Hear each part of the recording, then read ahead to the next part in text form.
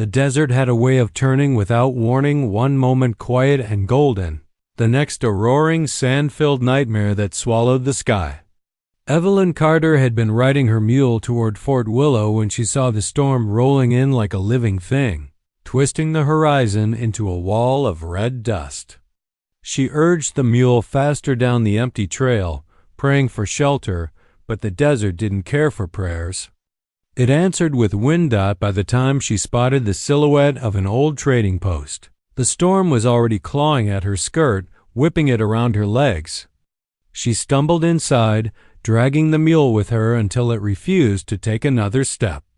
Evelyn slammed the warped wooden door shut and leaned against it, her chest heaving. The world outside roared like an angry beast, sand rattling against the boards like bullets. Inside, it was dark and cold. The smell of old leather and dust hung thick in the air. Shelves lay overturned, crates broken open by time or by thieves. It was the kind of place mothers warned their daughters not to enter, but the only thing more dangerous than abandoned buildings was an open desert storm. Evelyn pushed off the door, brushing dust from her hair. "Just until the wind dies," she whispered to herself, her voice trembling from adrenaline. She set her satchel on the counter and scanned the room for a lantern. The storm howled louder, shuddering the walls. That was when she heard it, a soft scrape. Like a boot brushing against wood, her blood froze. She turned slowly, eyes searching the shadows. The far corner of the room was darker than the rest, swallowed in shadow. At first, she thought it was her imagination until the darkness moved. At first, she thought it was her imagination. Until the darkness moved. Tall figures stepped forward. Evelyn gasped and backed up until her spine pressed into the counter. She reached for anything she could use as a weapon, her fingers brushing a broken wooden crate. The figure didn't rush her, didn't speak. He simply stepped into the faint light filtering through the cracked roof. An Apache. His long hair hung in black waves, around his shoulders, tangled slightly by wind. His chest was bare except for a leather strap crossing it, and his right arm was wrapped in a crude bandage stained dark with blood. He stood like someone used to being watched, used to being feared, but there was something else in his eyes. Something hollow. Evelyn swallowed hard. I didn't know anyone was here." He didn't answer. Instead, his gaze swept over her, calm, assessing, not threatening, but not gentle either. The kind of look a man gave when he wasn't sure if you were danger or salvation. The storm thundered behind them, shaking dust from the rafters. Evelyn nervously tightened her grip on the crate shard. The Apache's eyes lowered to her hand, then lifted again, almost bored, as if he could easily disarm her if he chose. When he finally spoke, his voice was low, rough, and quiet like a whisper pulled from deep inside a man who had forgotten how to talk. "You shouldn't travel alone," he said. His English was flawless. His tone, steady. Evelyn's breath hitched. "Neither should you." A faint smile, more like a shadow of a smile, touched his lips. "I'm not traveling." He gestured vaguely toward the broken window where sand blew in. "Just waiting. For what?" she asked, though she wasn't sure she wanted to know. He didn't hesitate. The storm to end. The night to pass. His gaze softened then, unexpectedly. And maybe to stop bleeding. Only then did Evelyn truly notice how tightly he held his injured arm, his jaw clenched against pain. Fear loosened its grip on her just a little. She took a slow step forward. "You're hurt. It will heal." "It won't if it gets infected," she said, her voice steadier now. Her years of teaching had given her a certain authority when she needed it. "Sit, let me look at it." The Apache studied her again, as if measuring her intentions. Then, without a word, he lowered himself onto a crate. His voice dropped to a whisper as she approached, the storm masking everything but his words. "It's been 6 months since I've had a woman." Evelyn froze mid-step. The way he said it wasn't lustful or threatening. It was weary, like a man confessing loneliness he hadn't meant to admit aloud, like a soul unaccustomed to softness, stunned by her nearness. She swallowed, heart pounding, unsure if she should retreat or step closer. But his eyes held no hunger, only truth, and perhaps a plea he didn't know how to voice. The storm screamed outside, rattling the thin walls of the abandoned trading post, but inside the world fell utterly still. Evelyn stood frozen, her breath caught somewhere between her chest and throat, staring at the Apache warrior as his whispered confession hung in the air.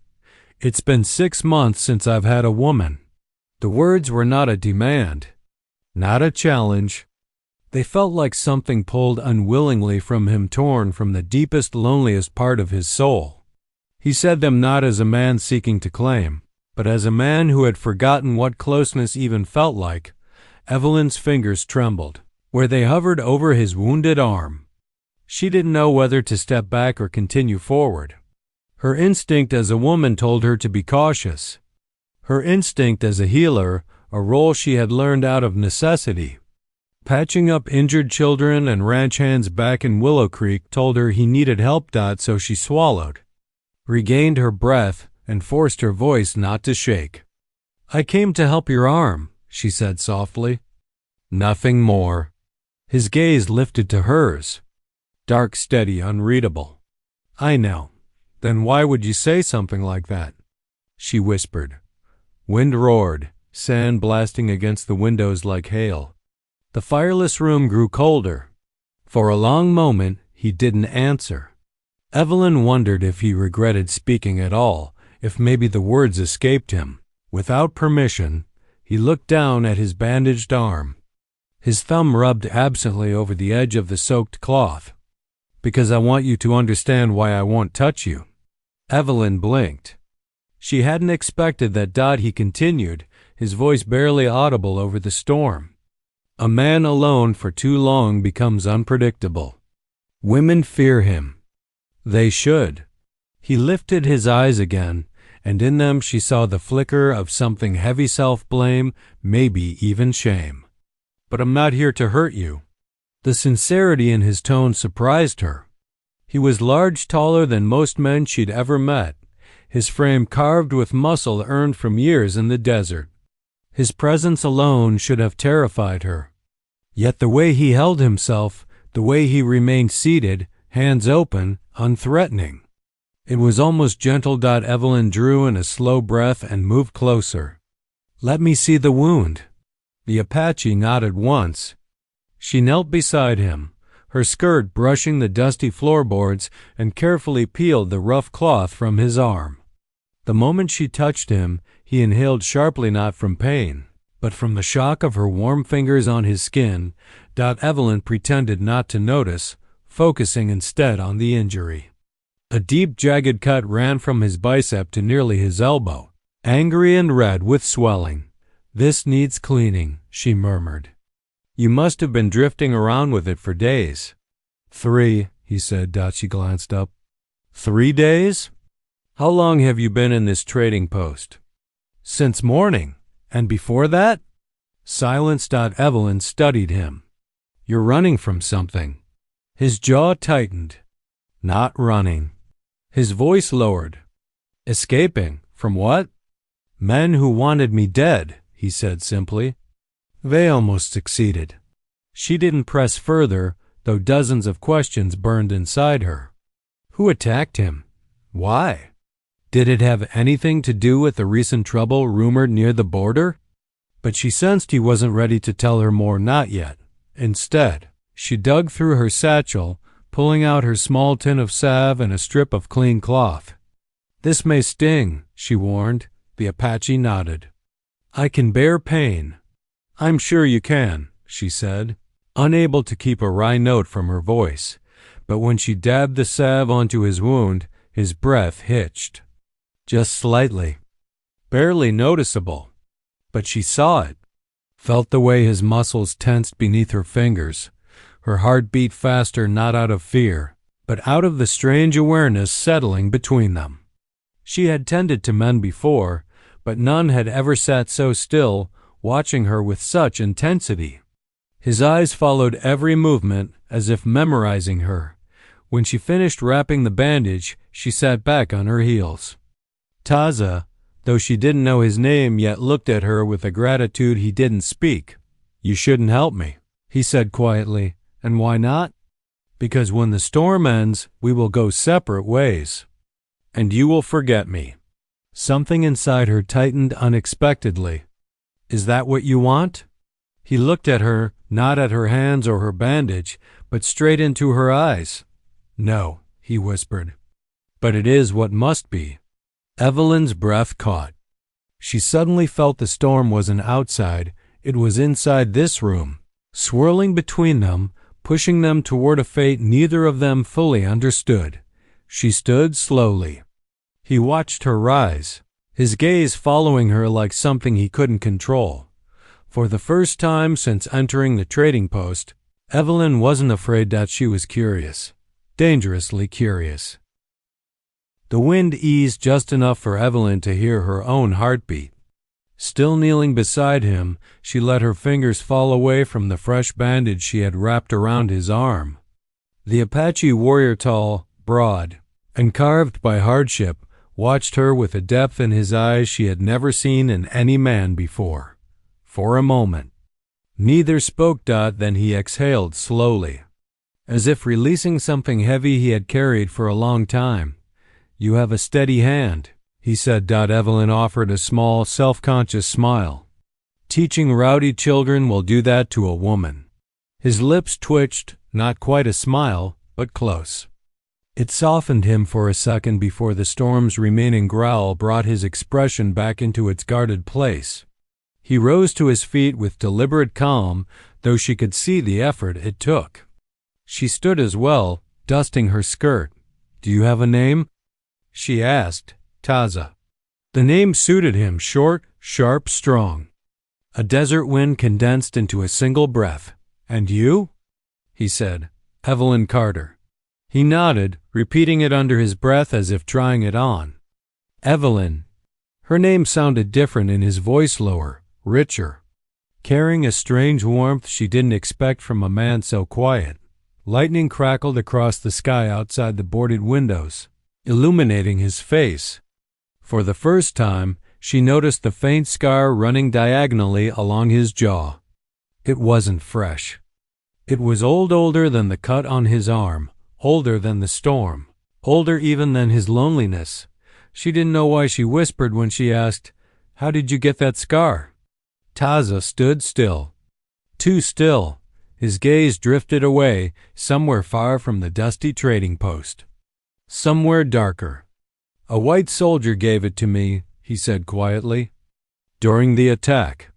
Evelyn's breath caught. The room seemed to shrink. "What attack?" she asked carefully. "My band," he said, his voice barely more than air. "We were ambushed in the canyon near the river. Men rode in at night. They said they came to make peace. But peace doesn't come with rifles." His hands tightened at his sides. "They waited until we slept," he said. "My mother, my brothers, my uncles. They didn't even have time to run." Evelyn felt her stomach twist. She had heard stories, whispers of conflicts, of broken treaties, of soldiers ordered to erase villages. But hearing it from him gave it weight that felt suffocating. "I tried to fight," he continued, his jaw clenching.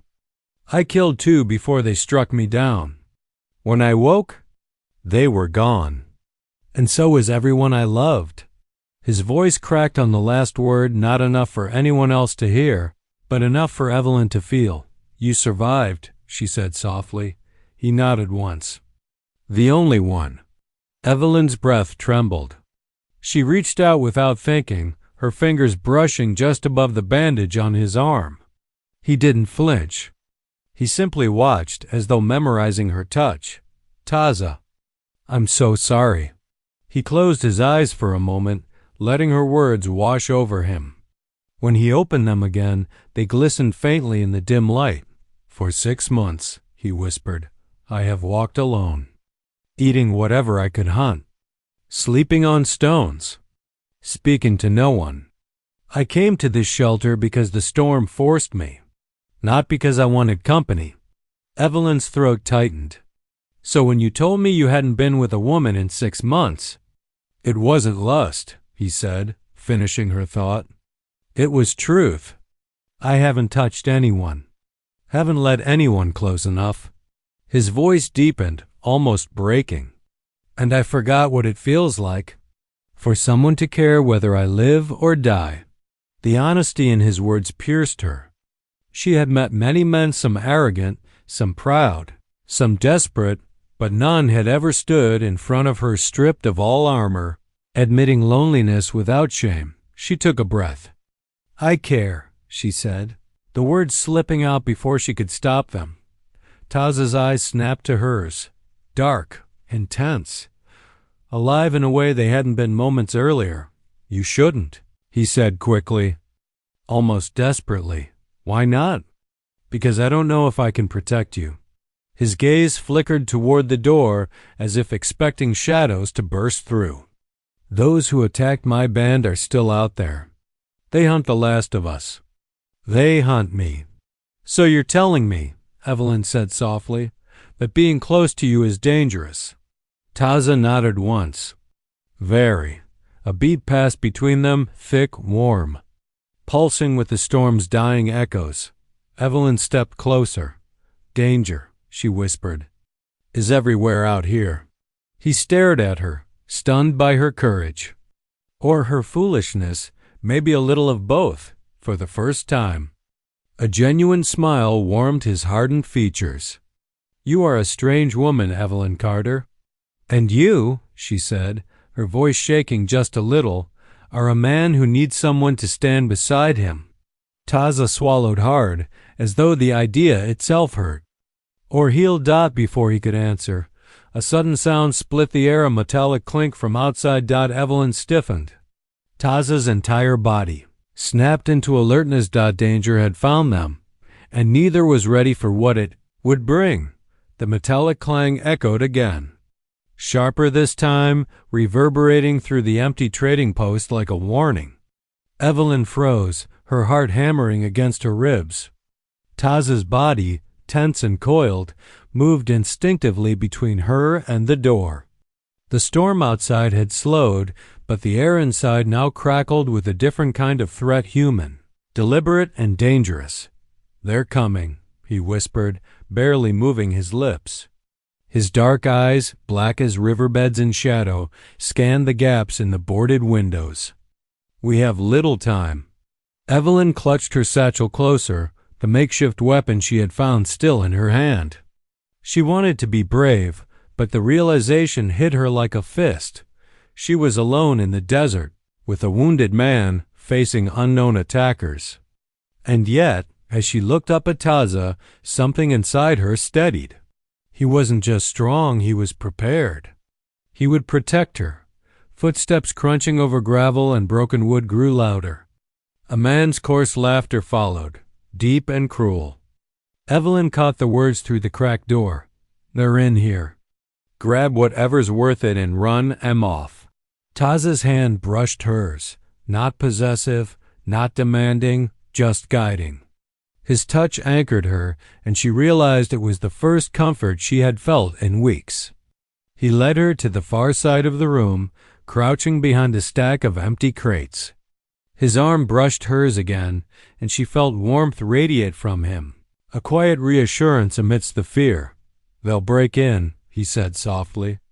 When they do, stay close. Move when I move. Evelyn nodded, swallowing her fear.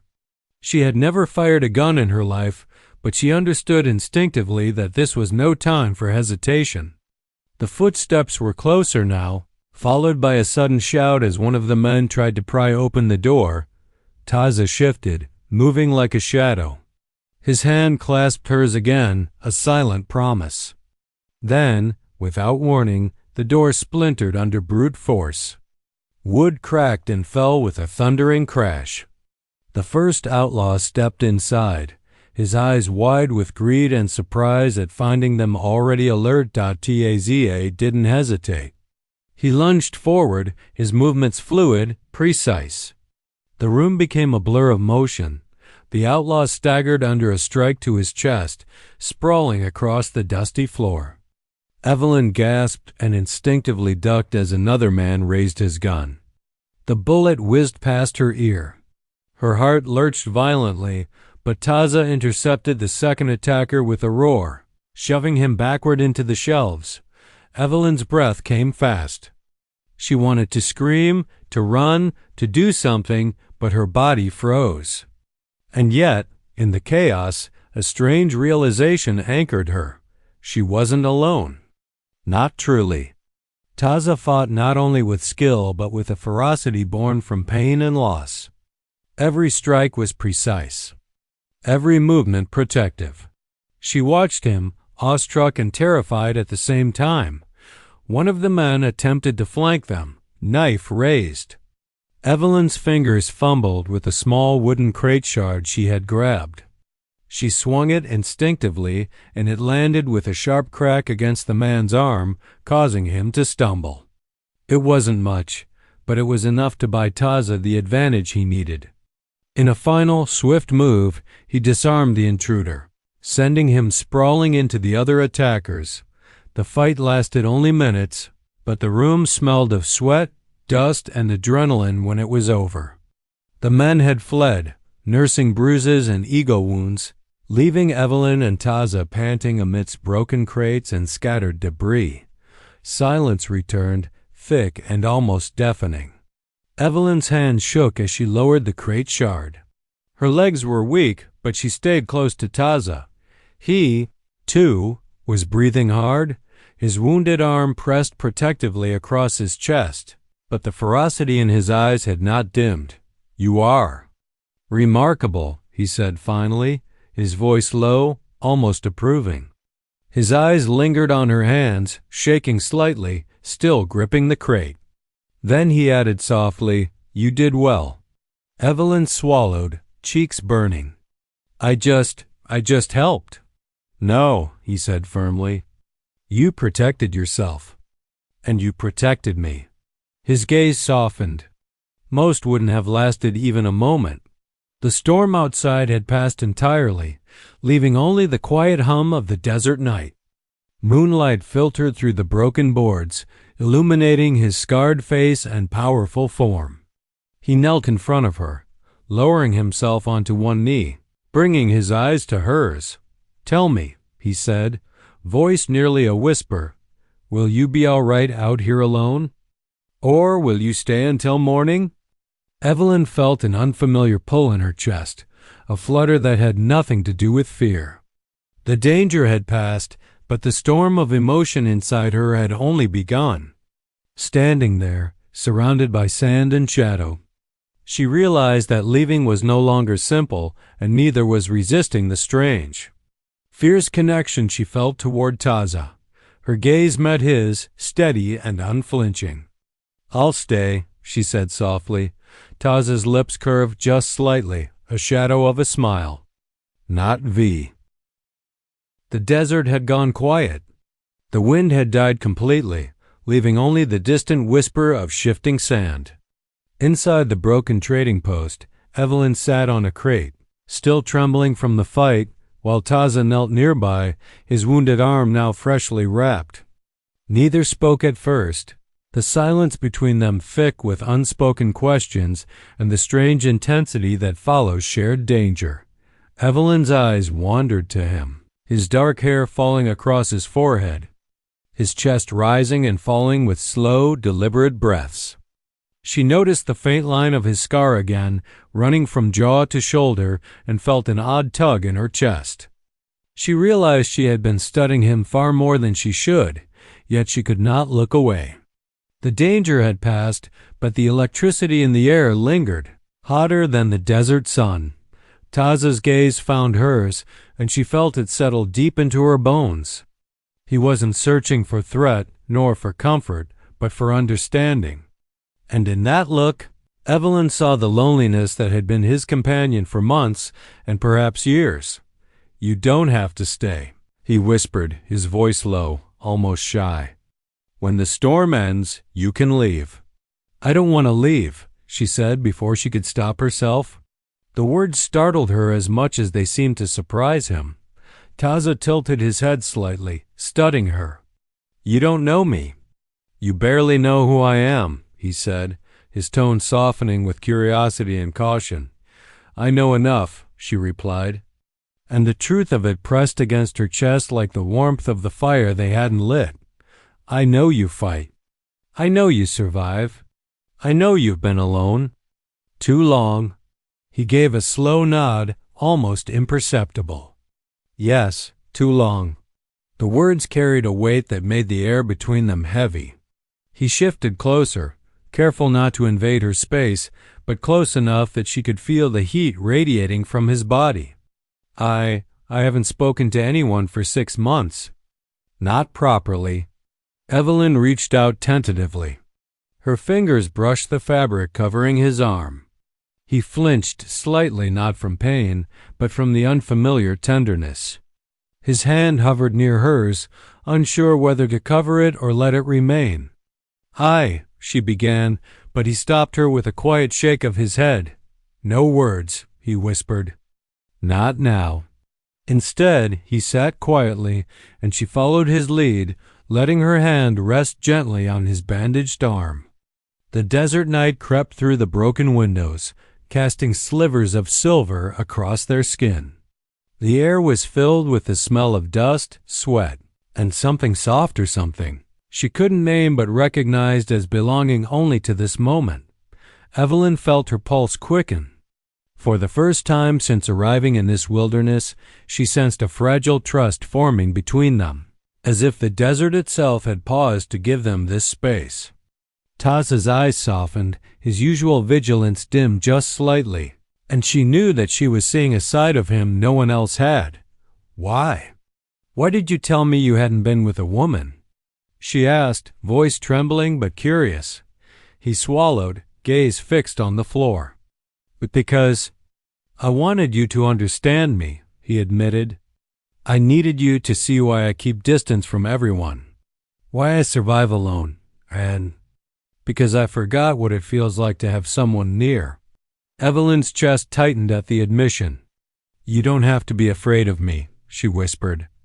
I'm not leaving. Not now.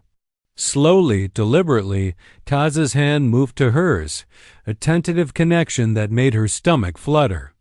Their fingers intertwined, and for the first time, he let himself relax against her presence.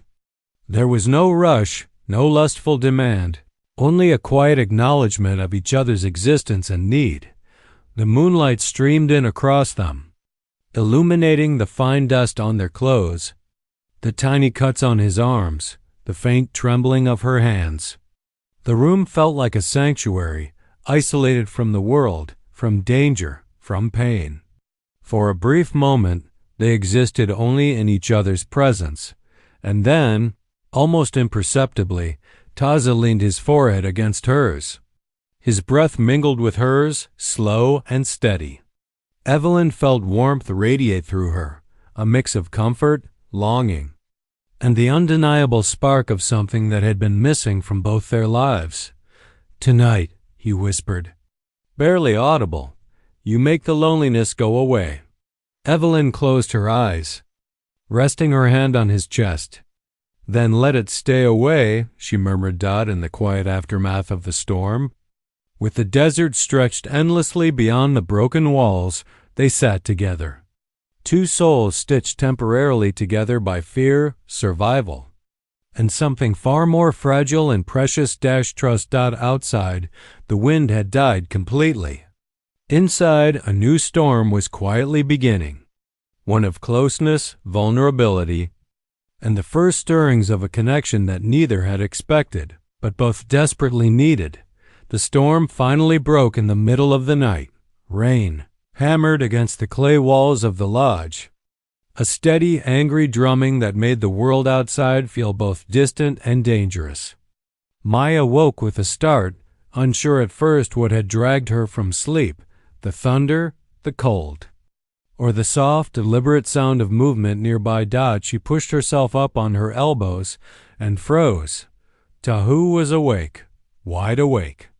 Sitting near the fire pit, sharpening his blade with slow, even strokes, his face lit only by the trembling flames. His hair fell loose over his shoulders, still damp from the river. His bare back glistening each time the fire cracked. He hadn't noticed her yet. Or maybe he had, and simply chose not to show it. Maya watched him. Her breath caught somewhere between awe and unease. There was something different about him tonight. A tension. A heaviness. As if the truth he'd confessed earlier 6 months without a woman still lingered in his bones, tempting him, haunting him. She swallowed hard. He finally spoke without turning. "You make too much noise when you wake," he said quietly. Maya stiffened. I didn't say anything. He tilted his head slightly, a hint of a smirk tugging at his mouth. "You don't have to. Your breathing tells on you." Heat rushed to her cheeks. She pulled the blanket around her tighter, more for protection from him than the cold. "What are you doing awake?" she asked. "Rain woke me." His voice was deep, steady, but something throbbing beneath it felt raw. "And dreams." Her fingers clenched around the blanket. "Bad ones?" He paused the movement of his sharpening stone. "You could call them that." She hesitated. "Do you want to talk about it?" "No." The answer was immediate, final. But after a long moment he added, "Not because I don't trust you. Only because talking will not change anything." Maya shifted to sit upright, the furs rustling softly. Sometimes saying it out loud helps. He finally looked at her. Those dark eyes hit her like an arrow, intense, searching, unguarded. The fire reflected in them, making them look almost molten. "You want to help me?" he asked quietly. "Yes," she whispered before she could stop herself. He put down the blade and stood slowly, deliberately. When he walked toward her, Maya fought the urge to retreat. Everything in his expression said he wasn't going to hurt her, yet everything in his presence made her entire body tremble. Stopped just close enough that she had to look up at him. His voice lowered to a husky murmur. "Then don't look at me like that." "Like what?" she managed. "Like you are afraid?" And curious at the same time. Maya's breath caught in her throat. I'm not. You are." He knelt down beside her, his knees sinking into the furs. "And you should be." Her heart pounded so loud she was certain he could hear it. "Tahu," she whispered warningly. He leaned closer, not touching her, not breaking the line she'd drawn. Simply existing in her space with the kind of heat that made her skin ache. "I would never take anything you did not give," he said, voice barely above rain. "But you should know something." "What?" She breathed. "When a man goes half a year without a woman, every small thing burns." Her chest rose sharply. "The way you breathe," he murmured. "The way you say my name. The way your eyes follow me." Her voice was barely a breath. "I didn't realize I was. I did." A tremor ran straight down her spine. He lifted one hand slow, cautious, and brushed a single strand of her hair away from her cheek. The touch was feather-light, barely there, but it sent a shiver through her that she couldn't hide. His voice thickened. "And when you tremble like that, it's difficult for a man to remain calm." She grabbed his wrist, not hard, just enough to stop him, to protect herself from whatever was about to happen next. "Tahu," she whispered, breath unsteady. "If you touch me again?" He waited, eyes fixed on hers. Maya swallowed, trying to gather strength she wasn't sure she had. "I don't know if I'll be able to stop you." Silence. Thunder rolled outside. The fire crackled, and Tahu exhaled slowly, the sound heavy with restraint. Then -1 deliberate. Controlled step back, he withdrew his hand. "Good," he murmured, voice hoarse. "Then we understand each other." But the look in his eyes said this storm wasn't over, not even close. The storm raged until morning, but neither of them slept. Not really. Maya drifted in and out, every crack of thunder pulling her from the edge of rest. Every shift of Tahu's weight reminding her he was still there, still a simmering presence on the other side of the lodge. She felt him. Always. And when dawn finally crept through the smoke hole overhead, soft and thin as a whisper, she realized something. She was more afraid of the morning than the night. In daylight, she would have to face what nearly happened, what almost slipped between them, what she barely stopped. Her heart thudded painfully at the memory of his touch, the way his fingers brushed her hair, the heat that rolled off his skin. The brutal honesty in his voice when he said 6 months had sharpened every feeling inside him. She pressed a hand to her chest. She was still trembling. Across the room, Tahu was sitting again, back straight, long hair tied behind him, sharpening his spear this time instead of his blade, as though keeping his hands busy was the only thing stopping him from doing something else. Something reckless, something forbidden. He didn't look at her, but he knew she was awake. You barely slept, he said evenly. Neither did you, she wanted to say, but she only whispered. The storm was loud. He huffed a faint breath. The storm was nothing. Maya pulled the blanket tighter around herself and slowly sat up. Are you going out to hunt today? No. The answer was quick, clipped, and filled with a tension she didn't understand. She frowned. But you're running low on food. I said no, he repeated, firmer this time. Maya blinked. That wasn't like him. All week he'd been focused, composed, disciplined, doing whatever he needed to keep them alive. But right now, he looked unsettled. Why not? She asked gently.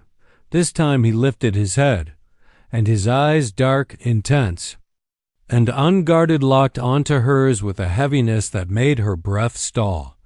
Because you almost crossed a line last night. Her heart stopped. What? You thought I didn't feel it? His tone was quiet, but it vibrated with restraint. You thought I didn't notice the way you leaned closer? The way your breath changed? The way you almost let me. He cut himself off, jaw tightening. Heat blasted through her chest. I didn't, she tried. You did. His voice lowered dangerously. And I did too. Which is why I'm not leaving you alone in this lodge today. Not when you're still shaken. Not when I'm still fighting myself. Her throat went dry. You don't have to guard me, she whispered. I'm not guarding you. He pushed himself to his feet, every muscle tight with controlled power. I'm guarding what's left of my discipline. Her stomach flipped. He stepped closer, not touching her, not even brushing her, but close enough that she could feel the warmth of him slide over her skin. Maya, he said quietly, I am not made of stone. Last night, you looked at me like you wanted something you didn't know how to ask for. Her breath hitched. I didn't know what I wanted, and I'm not sure I would have stopped you if you'd asked. Lightning shot through her, even without the storm. She clenched her blanket, pulse racing. Tahu, what are you saying? He leaned down slightly, not enough to touch her, but enough to make her feel caught, pinned by the intensity of his presence. I'm saying the truth, he murmured. If you tremble like that again, if you look at me the way you did last night. His jaw tightened. His voice dropped to a thick, husky growl. You're not leaving this lodge until I've tasted every breath you've been holding back. Her entire body shuddered. A soft gasp escaped her lips before she could swallow it. Tahu heard. His eyes darkened. A spark of heat igniting deep inside them, dangerous, real, and barely contained. He exhaled sharply, stepping away as if distance were the only thing keeping him sane. Which is why I must stay here today. And you must keep your distance. I didn't mean to tempt you, she whispered. You didn't need to, he said, voice rough. You're alive. You breathe. That is enough. Silence swelled between Them heavy electrified unfinished and Maya knew deep in her bones that the line that kept dancing around was thinning fast. Rain finally stopped by midday. Air outside the lodge turned thick, warm, buzzing with the scent of wet earth and cedar. But inside, the air was heavier, still dense with tension, unspoken words, and the lingering heat of what had almost happened between them. Maya tried to busy herself folding blankets, sweeping the dirt floor, rearranging bundles of herbs she barely understood. Anything to keep her hands moving, anything to keep from thinking about the way Tahu's eyes burned when he said she wouldn't leave the lodge, but no matter how she moved. She could feel him watching her, not always directly, but he felt her. Every step, every breath, every tremble. She tried and failed to hide. By late afternoon she couldn't take it anymore. She stepped outside for air, just a moment, just far enough to breathe without feeling his presence crush her from within. The sky was washed clean, a pale blue stretching endlessly above the wet land. Drops of water glittered on the grass like scattered beads. She inhaled deeply, hoping the fresh air would calm the storm inside her. It didn't. She heard footsteps behind her. Slow, measured, and impossibly quiet for a man his size. "Don't wander far," Tahu said from behind her. His voice was calmer than earlier, but deeper, lower. "I told you. I'm not leaving you today." Maya turned.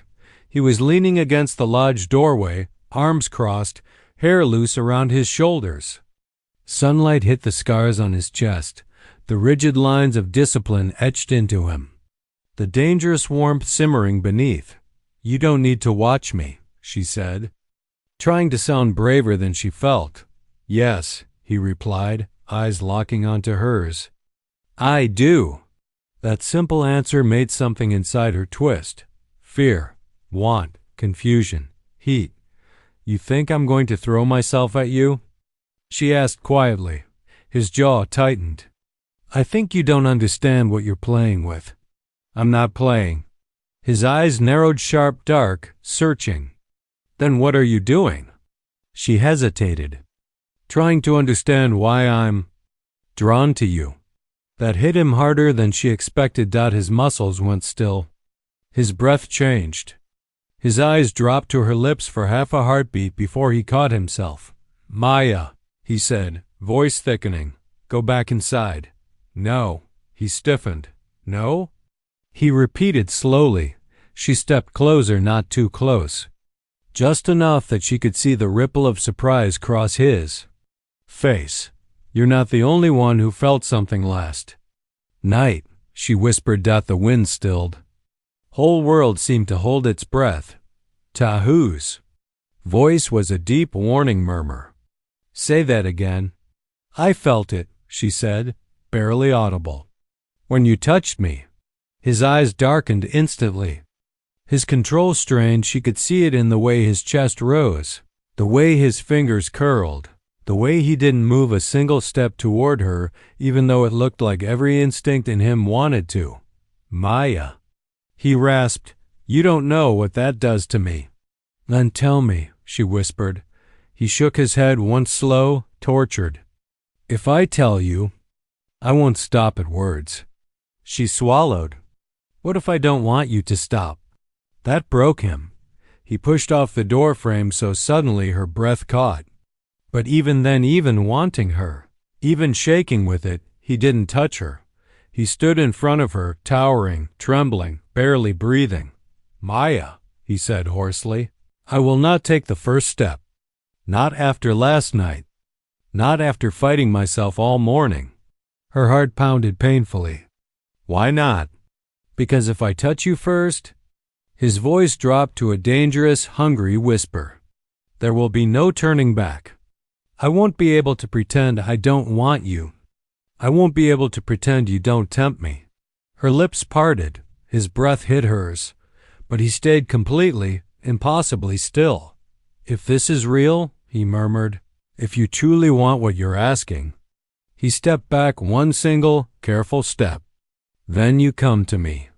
The challenge and the invitation hung between them like lightning. Maya's pulse roared in her ears. He wasn't seducing her. He wasn't teasing her. Was giving her the choice. A choice that could change everything. She took a shaky breath. One step. Just one. And she took it. TAHU single quotes as eyes flared raw, shocked. Hungry. He didn't move. So she took another. And another. Until she was right in front of him. Close enough that she could feel the heat radiating off his skin. Close enough to smell the cedar and smoke on him. Close enough that her hand rose trembling and rested on his chest. His heart hammered against her palm. He inhaled sharply, shuddering. Then, voice breaking with restraint, he whispered, "Then come to me, Maya. If you truly want this." And she did.